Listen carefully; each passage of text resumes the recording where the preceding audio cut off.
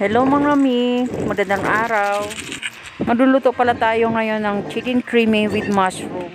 Hinugasan na pala natin ang manok.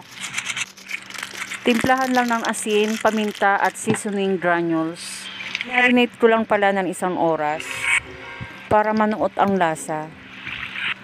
At pwede na natin umpisahan magluto.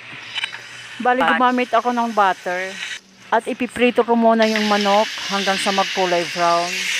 Bago natin igisa sa bawang at sibuyas. Medyo nahapok na ng konti ang ating manok mga mi. Antayin lang natin mag-brown ang manok mga mi. Mabilis lang lutuin itong recipe na to, pero masarap at malasa. At pa-subscribe naman ang aking YouTube channel.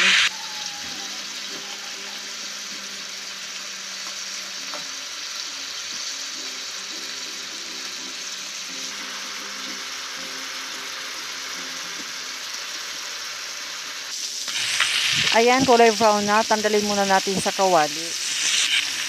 At dito na rin tayo magigisa ng bawang at saka sibuyas.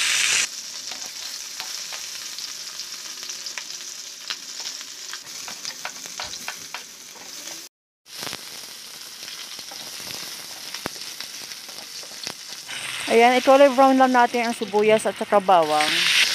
At ilagay na natin ulit ang ating manok.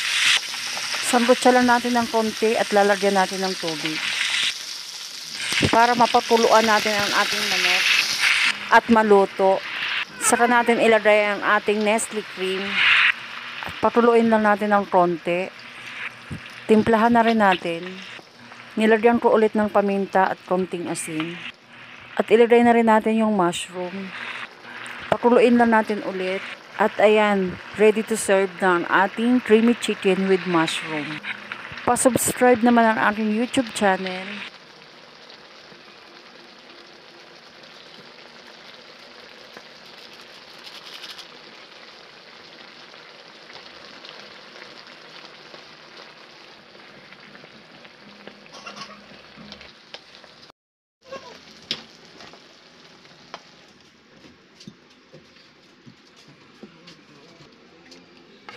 Bye mga mi, salamat sa panonood.